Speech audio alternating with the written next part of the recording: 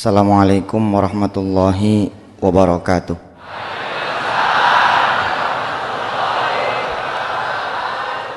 Allahumma salli wa sallim wa barik ala sayyidina Muhammad wa ala alihi walhamdulillahi rabbil alamin. Bapak Ibu yang dirahmati Allah, kalau kita punya rumah lantai kebocoran, biasanya apa yang kita lakukan? Ngepel ya biasanya ya. Kering nggak? Yang namanya orang ngepel pasti dia kering. Beginilah yang biasanya kita lakukan. Kalau lantai basah karena kebocoran, kita pel. Padahal harusnya gimana?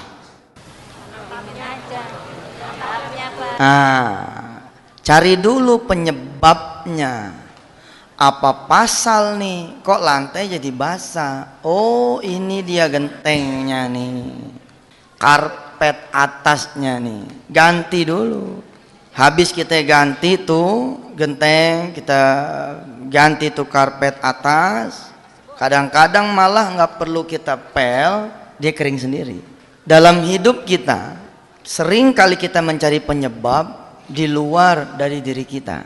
Waktu kecil, kita didongengin kisah Abu Nawas yang mencari cincin, gitu ya. Abu Nawas mencari cincin, mencarinya di luar dia punya rumah, di halaman depan, halaman belakang, samping kanan, samping kiri, sehingga kemudian tetangga melihat membantu. Nggak ketemu cincin yang dimaksud. Lalu tetangga kemudian bertanya, Abu Nawas, emang hilangnya di mana sih nih cincin? Kata Abu Nawas, hilangnya di dalam rumah. Bagaimana sih kok hilang di dalam rumah, nyarinya di luar rumah? Apa kata Abu Nawas? Begitulah kita sering nyarinya di luar dari diri kita. Contoh, datang nih orang, Ustadz, adik saya kurang ajar betul Ustadz. Kenapa adeknya? Dia jadi lawan saya Ustadz di pengadilan. Kan main, menjadi lawan saya di pengadilan. Kenapa kok bisa lawan adik sendiri? Ustadz, emang saya punya adik nggak tahu diuntung. Sekolah saya yang biayain, kuliah saya yang kuliahin, nikah saya yang nikahin, usaha saya yang modalin. Tapi sekarang Ustadz, rumah saya satu-satunya lagi diproses nih sama dia, lagi diupayakan diambil sama dia. Ustadz, siapa yang kagak marah coba? Kalau saya lagi banyak duit dulu, jangan dia minta, nggak minta aja saya kasih.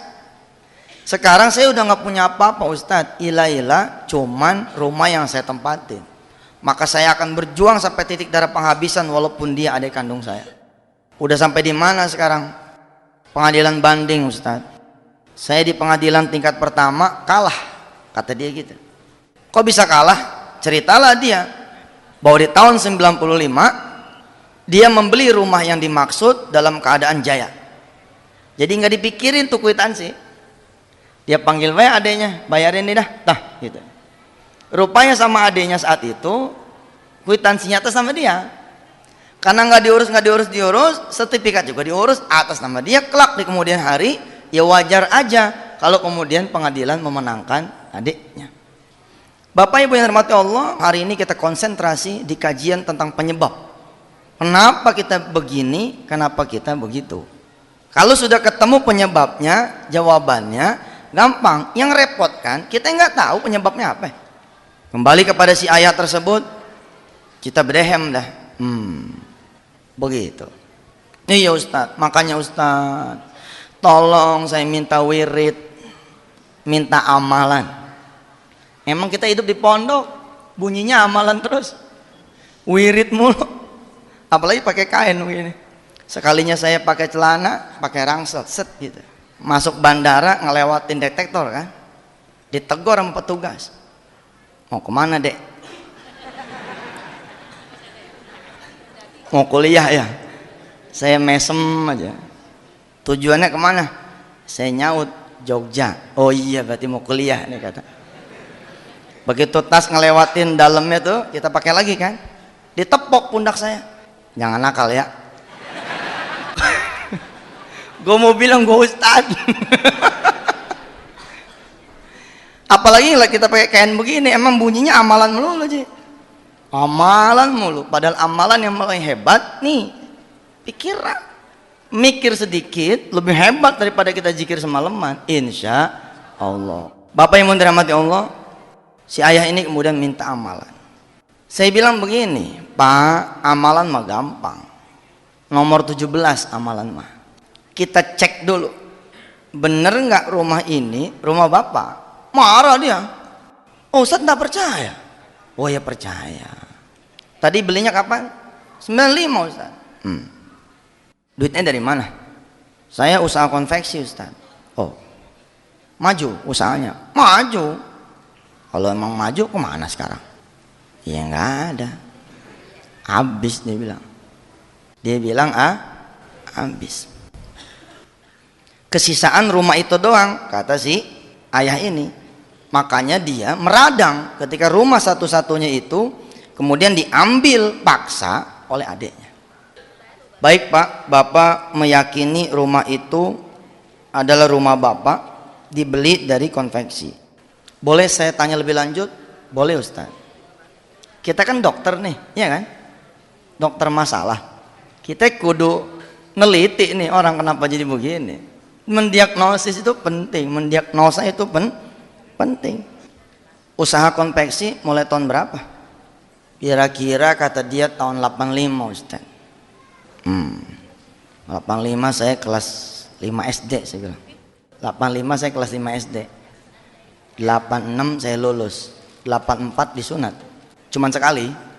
85 waktu memulai usaha, saya bilang sama si bapak ini, modalnya dari mana? Lihat randonnya. Dia datang 2003. Masalah ngegantung di kaki langit. Udah kalah, tinggal dieksekusi. Adenya masih mikir. Tapi dia banding maju terus. Pantang mundur, jagoan. 95 rumah itu dibeli. 85 usahanya dia mulai. Apa dia bilang? Ketika saya tanya, modalnya dulu dari mana? Udah saya duga, urusan tanah, urusan rumah, usaha yang besar kayak itu balik lagi cuman ke urusan tanah dan rumah yang satu-satunya, saya hampir bisa nebak, jangan-jangan dia awalnya urusan rumah sama tanah. Begitu saya kejar, nunduk dia. Iya Ustaz. Kalau mikir ke situ sih, saya menyadari. Menyadari gimana? Dulu modalnya boleh jual tanah ibu saya Ustaz.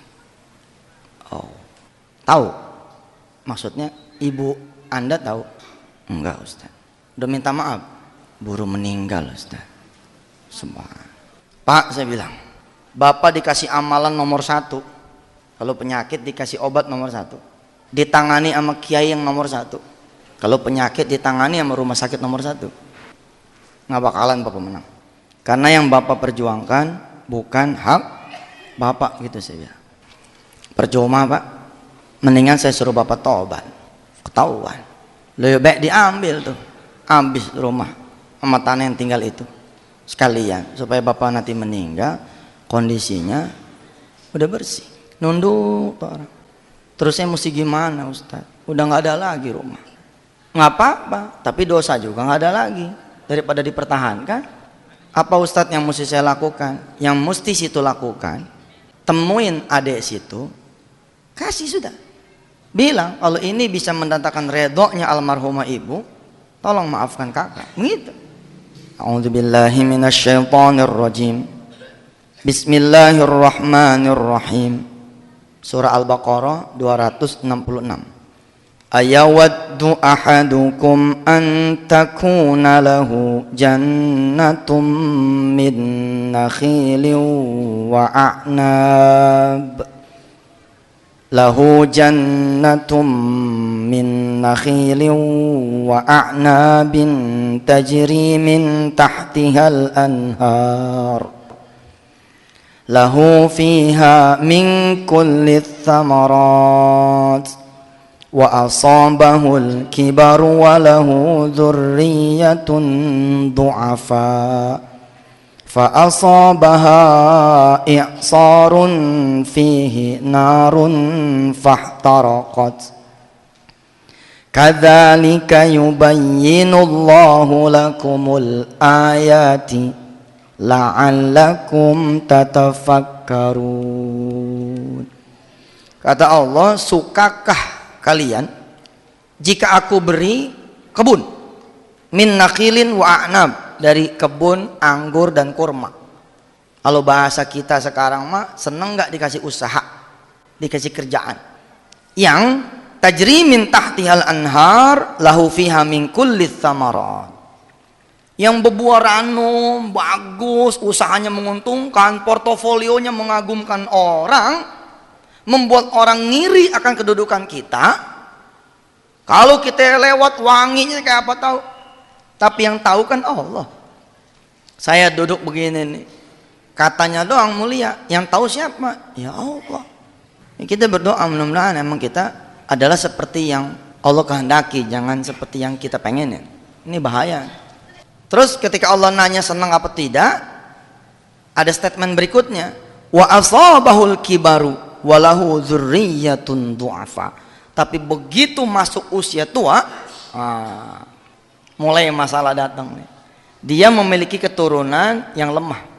Fa asabaha i'sarun fihi narun fahtaraqat. Kemudian datang api yang sekali datang fahtaraqat, kebun itu jadi hancur. Mirip nih kejadiannya kayak si ayah ini. Tumbuh, syat, tiba-tiba kemudian ngedrop. Kita menyalahkan 97 Ustadz, krisis di mana-mana. 98 kerusuhan Ustadz, game. Tidak terkecuali saya. Benarkah Ustadz gara-gara saya ketemu sama dia, aduh Ustadz sial banget, hancur? Bener nggak gara-gara dia? Jangan-jangan dia cuma tokoh doang gitu loh. Ada tidak ada dia, emang hancur kita. Ustadz, jadi saya mesti minta maaf sama ibu saya. Udah sih, udah saya lakuin. Ini barangkali belum sepadan kali. Pokoknya temuin adik-adik, kasih sama dia. Terus saya tinggal di mana Ustadz? Udah la haula wala quwata dah. Jangan dipikirin. Ayatnya tadi dibaca, surahnya At-Tahrim. At-Tahrim itu surah ke-66. Surah ke-66 ayatnya 8. Ya ayyuhalladzina amanu tubu ilallahi taubatan nasuha. Yang penting buat kita tobat dulu aja. Di sesi ini nih, saya sering ketemu sama orang-orang yang nggak sabar. Tapi Ustadz saya dikejar-kejar waktu. Iya udah minta ampun dulu. Ustadz udah tinggal besok. Iya udah benahin sholat dulu. Dia nggak percaya dengan ampunan, dengan benerin sholat tanggal 1 besok bisa diundur sama Allah. Kalau kita nyari solusi nggak nyari ampunan, mati kita, capek. Jangan-jangan kita malah ngegerusuin Allah. Mana nih, bohong aja dah. Katanya tahajud semalam kayak kun fayakun. Boro, saya tahajud malam, paginya malah orang pada datang semua. Yang dikejar solusi sih. Nomor 1 ini kejar itu Allah. Artinya apa? Ampunannya, kasih sayangnya, cintanya, ridhonya, pertolongannya. Nah itu dia. Apakah kita tidak minta solusi? Lah minta, insya Allah dihadirkan oleh Allah. Apakah cukup dengan tobat? Bukan cukup dengan tobat, tapi awali dengan pertobatan. Tubu ilallahi taubatan nasuha. Asa rabbukum an yukaffira ankum sayyiatikum. Apa ganjarannya buat orang-orang yang taubat nasuha? Kata Allah, mudah-mudahan Tuhan kamu akan menutup kesalahan kamu. Ditutup dulu kesalahannya tuh. Habis itu wa yudkhilakum jannatin tajri min tahtihal anhar. Baru kemudian Allah kasih sorga. Sorga buat yang punya utang apa? Lunas utangnya. Sorga buat yang belum punya jodoh, datang jodohnya. Sorga buat yang punya tagihan nggak ketagih, kebayar tagihannya. Sorga buat orang-orang yang lagi ngincer proyek, tembus proyeknya. Sorga buat orang-orang yang lagi ngincer si doi, ngincer si dia, takluk hatinya buat dia. Ya itu sorga kan? Sorga. Ditutup dulu kesalahannya, muncul sorganya. Kalau belum ditutup kesalahannya, enggak muncul sorganya, ketutup.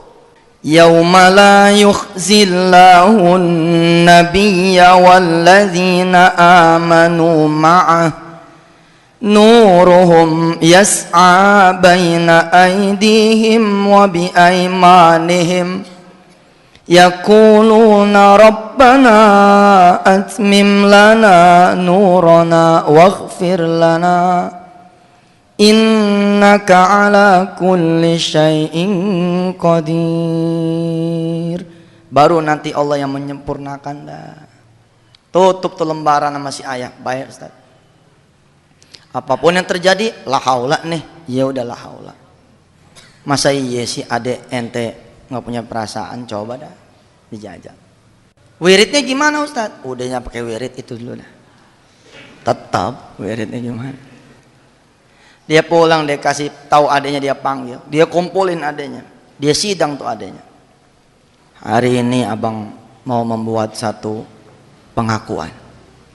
Abang merasa udah berbuat baik sama lu pada, tapi ternyata di mata Allah abang bikin susah lu pada. Iya kan? Kita kan nyangkanya itu udah berbuat bener aja. Kayak saya sang gitu ceramah. Cerita ini abang, tahun 85 abang bikin kesalahan. Abang jual tanah punya ibu tanpa ibu kita pada tahu. Hari ini abang dinasehatin bahwa harta yang tumbuh dari harta yang haram, maka cabang-cabang yang tumbuh itu juga akan menjadi cabang yang haram. Untuk membersihkan abang punya harta, abang punya diri.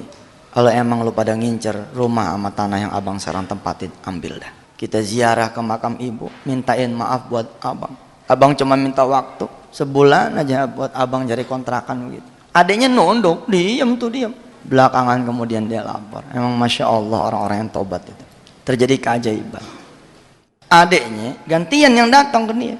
Rupanya ibu bapak yang dirahmati Allah, tanpa si abang ini tahu, ternyata adik-adiknya itu tahu. Karena ibunya menjelang meninggal lapor sama anak-anak yang lain. Begitu dijual, ibunya tahu, sakit ibunya. Gua masih hidup aja tanah gua dijual. Bagaimana gua mati? Gitu Ji. Masya Allah. Begitu ibunya jatuh sakit, masuk ke hati, di hati adik-adiknya bahwa ini yang menyebabkan kakaknya. Dendam itu ke bawah ke perilaku. Kelihatannya sih nerima duit dari abangnya, nerima di sekolahin, tapi marah mereka karena mereka di sekolahin di atas tangisan ibunya, di sekolahin di atas tangisan bapaknya. Singkat cerita, lapor adiknya, bang, kita sebenarnya udah tahu, tapi abang susah dibilangin, maka kita habisin udah. Dan kita emang nggak membiarkan abang emang seneng. Tapi hari ini kita semua sepakat. Kalau abang udah sadar, kita mau bikin emak kita seneng. Kalau abang udah redo, masih kita nggak redo, abang tempatin dah. Kalau abang mau mulai lagi usaha, insya Allah kita bisa patungan buat abang. Subhanallah. Kalau sudah ketemu penyebabnya, enteng urusan. Mati-mati kita jalan ke rumah sakit ini, rumah sakit itu, rumah sakit ini, rumah sakit itu, rumah sakit ini, rumah sakit apa coba? Nyari apa? Nyari penyakit apaan sih? Begitu kita udah ketemu penyakitnya apaan sih, berhenti kita di situ kan? Tak, obatin di sisi itu. Tapi kalau yang kita cari obat dunia, diobatin yang kanan, pindah kiri. Obatin yang kiri, jadi kanan. Kanan jadi kiri. Semuanya benar. Itu kalau obat manusia. Temukan dulu penyebabnya, insya Allah kita ketemu jawabannya. Lalu kemudian episode tahun-tahun 2000 sampai kemudian 2005, terakhir di 2004 lah saya ke Eropa terakhir itu. Mengadakan konseling dari satu tempat ke tempat lain, dari satu daerah ke daerah lain, dari satu negara ke negara yang lain, hasilnya sama. Penyebab yang paling utama itu dosa, Pak. Mana ada yang sadar, ada yang kagak, ada yang tahu, ada yang kagak. Bahasa Quran mah fi qulubihim maradun fazadahumullahu marada walahum adzabun. Di hati kita, bagaimana mau kita tahu orang ada hijabnya? Apa hijabnya? Kerakusan, kesombongan, nggak mau ngakuin ini salah kita, nggak mau kita ngakuin ini adalah kelalaian kita. Sehingga lahirlah kemudian 10 dosa besar. Lahir itu 10 dosa besar. Dulu saya ngantongin kertas, Pak. Kemana-mana saya ngantongin kertas. Insya Allah begitu kira-kira. Yang kelihatan maupun tidak kelihatan. Isinya tentang 10 dosa besar. Jadi kalau ada orang datang nih, Ustaz, saya kok susah jodoh ya. Sodorin dulu nih isi. Yang mana yang udah lo langgar. tinggal contreng doang gitu. Tek tek tek tek tek tek tek. Ustaz, saya punya utang. Udah 3 kali nih ganti suami nggak kelar-kelar. Barangkali. Sodorin lagi. Nih, isi. Ustaz, perusahaan saya hampir mustahil hancur. Tapi hancur, Ustaz. Bagaimana ya? Ini dulu nih. Nah. Dan ternyata menarik, Pak. 70% itu di 4 dosa pertama. 70% di 4 dosa pertama. Makanya perhatian betul kita. Top 10-nya tuh di 4 dosa pertama. Syirik, ninggalin sholat, doraka sama orang tua, zina. Yang kelima rezeki haram. Tapi sampai keempat aja udah mentok nih orang nih. Pernah waktu saya konselingan di Jawa, ada bapak datang gede badannya. Begitu duduk, saya sodorin nih 10 dosa besar. Dia liatin ini kertas. Saya bilang, Pak, ini rahasia antara saya dengan bapak dan Allah saja. Insya Allah tidak akan keluar. Ini secret. Bingung, Ustaz. Kenapa bingung? Tinggal isi doang kok bingung. Ustaz, ini cuma 10. Ini cuma 10 dia kata. Dosa saya 15, Ustaz. Saya bertutur lewat kisah. Memang saya bisanya lewat kisah supaya saya tidak menggurui saudara. Ada sepasang suami istri datang ke saya menghadap tahun 2003. Dari muka, ini bukan muka pendosa nih. Siapa yang nyangka gitu, muka begini ini muka pendosa, siapa yang nyangka? Ini kan muka soleh banget. Kelihatannya kan gitu. Kita kan nggak tahu. Nih, muka bapak ibu semua subhanallah ini, ya kan? Muka soleh-soleha. Iya. Tapi kelakuannya siapa yang paham? Udah Allah kirimin malaikat, raqib, atid, masih lewat kita. Masih lewat loh itu. Mukanya soleh gitu. Maaf ya, maaf gitu. Si istrinya juga jilbabnya meni panjang gitu. Kayaknya solehnya solehah gitu. Yang konselornya saya, malu nih kita nyodorin kertas nih, kita simpen kertasnya, tutup. Kenapa ya, Pak? Yang ngomong istrinya, Ustadz, suami saya sejak nikah itu nggak kerja, Ustadz. Nggak nyari kali, nyari, Ustadz. Ini suaminya nunduk, wajahnya putih bersih, ini kayak ente ya. Bener, mukanya agak ada dosa ya. Nyari, Ustadz, tapi semakin dia nyari, duit saya semakin habis, Ustadz. Kok bisa? Ustadz, sekali nyari kerjaan itu kan pakai ongkos 20, 20, 20. Lah saya cuman guru negeri, Ustadz. 8 kali dia nyari kerja sebulan, lah 160, Ustadz. Ya kalau emang susah nyari kerjaan, usaha dong. Apa dia bilang? Waduh, itulah gitu, udah saya larang dah, jangan usaha. Istrinya yang ngomong. Kenapa, saya bilang? Habis semakin dia usaha, yang ada malah utang. Ada kan situasi-situasi kayak gini, ada kan kita. Menarik loh, Pak. Ini jawabannya ada di sini semua, di Quran semua. Ada di surah Al-Baqarah. A'udzubillah.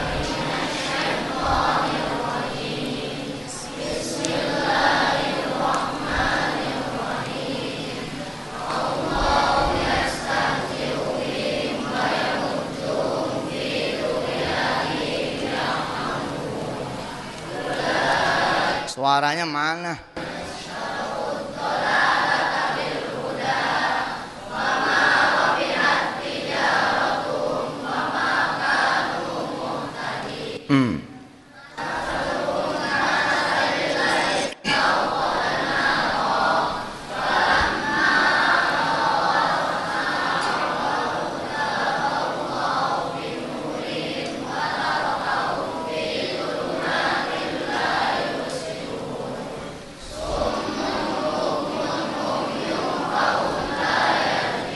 Stop. Allahu yastahzi'u bihim wa yamudduhum fi tughyanihim ya'mahun. Allah mainin kita, Pak. Alhamdulillah nih Ustaz, proyek dapat nih. Nggak taunya di ujung kita tagihan, malah kita ngagadein rumah kita buat nutup operasional. Begitu mau ditagih, perusahaannya pailit. Apa tidak dimainin sama Allah nih? Beli mobil dipakai sama anak, dijual mesinnya sama dia buat beli obat, ada begitu. Kita punya keuntungan dicicil, beli mobil, mobilnya dijual mesinnya. Begitu manasin nih kagak ada suaranya. Mana suaranya? Akinya kali begitu dilihat, akinya emang nggak ada, sama mesin-mesinnya. Kejadian Pak, nggak, jangan salah. Ulaika alladzina ishtarawud dhalalata bil huda fama rabihat tijaratuhum wa ma kanu muhtadin. Mereka itu, kata Allah, orang-orang yang membeli kesesatan. Kesesatan dibeli, udah tenang-tenang, rumah cuman bertembok semen, udah tenang-tenang, pakai cerita ngikut bisnis yang kagak-kagak, akhirnya boro-boro itu rumah bertembok malah di balik penjara. Udah tenang-tenang hidup apa adanya, 10 juta cukup insya Allah sebulan, cukup 1 juta cukup, 100.000 cukup kalau kita nggak macem-macem mah. Tapi kita macem-macem, nah kata Allah, ngapain ditukar sama kesesatan? Fama rabihat tijaratuhum wa ma kanu muhtadin. Nih lihat. Mathaluhum kamathalil ladzi istauqada nara. Perumpamaan mereka seperti orang-orang yang memantik api. Memantik api gimana sih? Kan kepantik tuh, nyala kan? Tapi apa yang terjadi? Falamma adha'at ma hawlahu dhahaballahu binurihim wa tarakahum fi zulumatin la yubsirun. Ditiup sama Allah tuh apinya, gelap lagi, pantik lagi, tap, gelap lagi. Surat lamaran dilayangkan, datang surat panggilan, begitu datang telat, ngeledek kan. Tadi lu manggil, sekarang telat. Udah tinggal kerja, malam Senin pakai ditelepon, Pak maaf, direksi nitipin ponakannya, jadi maaf. Udah siap-siap beli dasi kita, udah tinggal kerja bayar Senin, bisa gagal Pak, bisa gagal itu. Nih ayatnya, usaha udah di tangan, pakai di tangan orang. Coba kenapa itu bisa terjadi? Satu, Allah lagi mainin kita. Allah nggak redo sama kita, mati Pak. Kalau Allah nggak redo sama kita, waduh, mau kemana hidup? Wa tarakahum, kemudian Allah meninggalkan kita fi zulumatil la yubsirun, di dalam kegelapan yang kemudian kita tidak bisa melihat. Summum bukmun umyun fahum la yarji'un, buta kata Allah, tuli kata Allah, dan mereka tidak akan bisa kembali. Usaha ustadznya malah saya larang, dia udah jangan usaha dah, bikin utang mulu. Kenapa bisa begitu? Karena ini lantainya masih kepleset dia. Kalau dia nggak benahin yang begini nih urusannya. Tapi karena saya lihat suami istri ini soleh-soleha wajahnya, saya pikir insya Allah nih ujian kali. Kan dua aja tuh hidup mah. Kalau bukan ujian, azab. Kapan disebut ujian? Kalau kita nggak ada dosanya Pak. Lah kalau kita ada dosanya mah dihukum, disabet loh. Apa cirinya? Kalau kita lagi suasana ujian, cirinya enteng. Kita ngelaluin gak keringetan, lewat begitu aja dengan sabar. Didiemin aja lewat, didiemin aja lewat. Kita cek surah Al-Baqarah 155. Walanabluwannakum bisyai'im minal khawfi wal ju' wa naqsim minal amwali wal anfusi wath thamarat wa basyiris sabirin alladzina idza asabathum musibatun qalu inna lillahi wa inna ilaihi raji'un ulaika alaihim salawatum mir rabbihim wa rahmah wa ulaika humul muhtadun. 5 tuh ujian dari Allah. Khauf, perasaan takut, ju kelaparan, naqsim minal amwal kekurangan harta, wal anfus jiwa, wa thamarat buah-buahan usaha. Tapi kata Allah, kabarkan buat mereka yang sabar, yang bisa mengembalikan semua ini kepada Allah. Inna lillah wa inna ilaihi raji'un. Seberapa enteng? Ulaika alaihim salawatum mir rabbihim wa rahmah. Mereka akan dapat salawat dari Allah. Salawat apa sih? Gift, dukungan, support, pemberian, dukungan dari Allah. Wa rahmah, dan kasih sayang. Wa ulaika humul muhtadun, dan mereka akan diberi petunjuk. Begitu hilang motor, tak hilang. Tapi ini duit boleh halal, boleh ngumpulin. Terjadi nggak alaihim salawatum mir rabbihim wa rahmah? Terjadi, Pak. Anak murid pada tahu gurunya hilang motornya, dia patungan, Pak. Kebeli nggak? Kagak. Lah anak-anak masih ya kebeli. Tapi peristiwa itu dilihat sama orang-orang tuanya masing-masing. Pada nanya, buat apa ini patungan? Guru anu hilang motornya. Tersiar kabar, lah karena emang orang ini soleh, disayang sama anak-anak, gantian yang nambahin orang tuanya. Kebeli nggak? Lewat. Malah dapat bonus, dia dapat motor sama sepeda sekarang. Apa ciri yang kedua dari ujian? Bertambah. Gini Pak, hidup tuh emang turun naik, set turun. Tapi kalau dia ujian begini doang nih, set gitu, turun lagi, set gitu. Tapi kalau kita azab begini judulnya nih, set blok. Abis gitu blok, abis itu blok lagi. Itu azab tuh. Hati-hati. Ada juga yang kayak pala ular.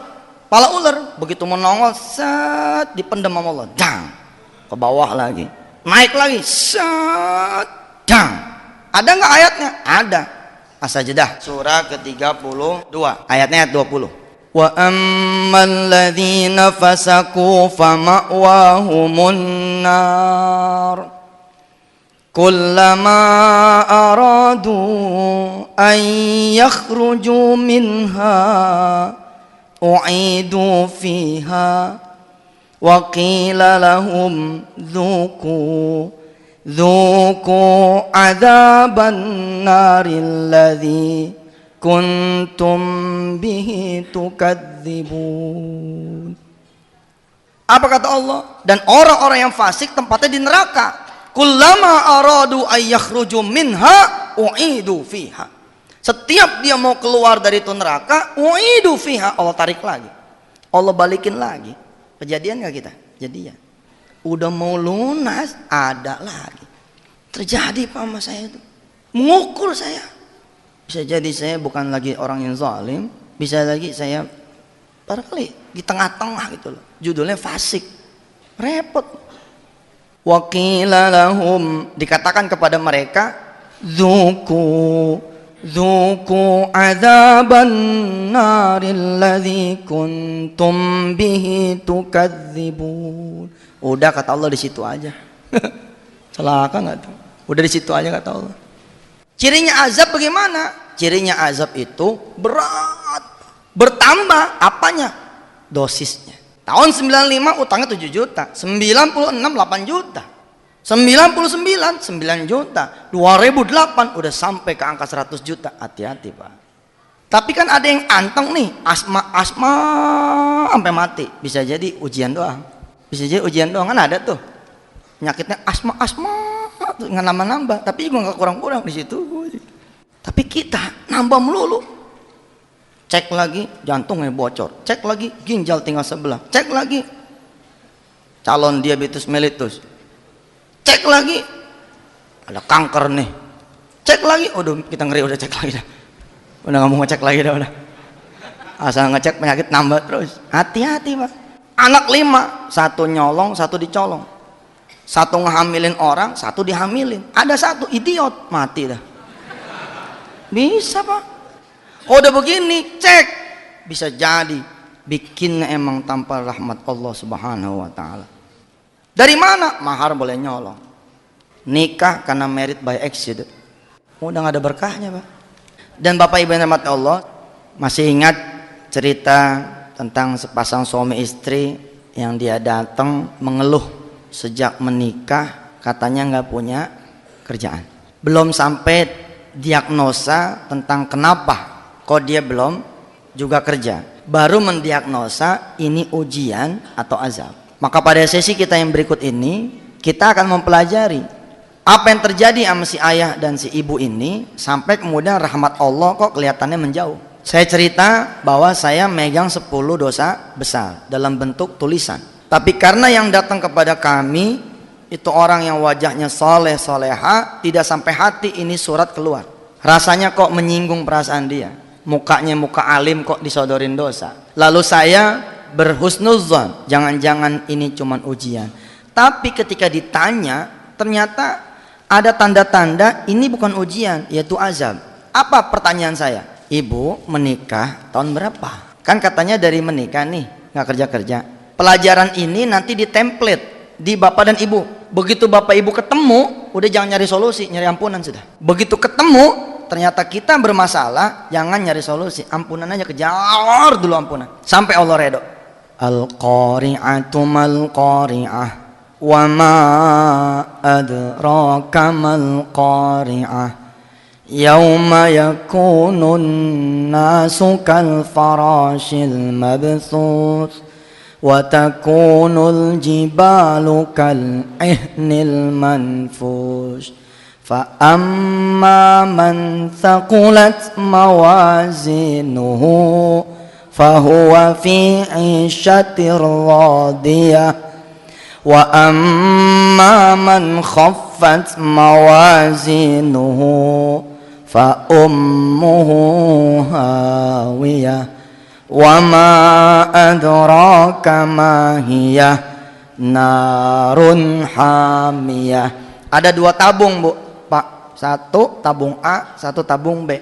Ini tabung yang A pahala, tabung B dosa. Posisinya kudu dibikin 00. Kalau posisi tidak dibikin 00, nggak bakal ketemu solusi. Begitu kita tobat, posisi masih di 100, ini 0. Kejar dulu nih sampai 00. 99 1, 98 2, 90 10, 80 20. Terus begitu sampai di posisi 50 mulai nih angin datang. Nih saya bercerita filosofi dengan bahasa Anda nih, bukan bahasa yang tinggi-tinggi nih. Begitu ketemu 49, kita 51, mulai anginnya bener. Ji kayaknya jadi nih border. Nah itu tanda-tanda tuh. Begitu nih posisi ini 70, turun, jadi tinggal 30, kita naik 70 kan? Nah selesai. Insya Allah. Jangan sampai yang begini ini bertarungnya di kuburan, Pak. Kalau bertarungnya di kuburan, nggak bisa lari kita. Begitu kita meninggal dunia nih, tak meninggal dunia, datang ular. Ular kuburan datang, nyamperin kita nih. Kita bangun, nanya, kamu siapa? Nih ular ketawa, di kuburan ketawa nih ular. Ditanya dia, kamu siapa? Nih ular ketawa. Gua ular tahu. Emang apaan? Si ular jawab, saya adalah wujud dari keburukan kamu ketika di dunia. Bertarung nih.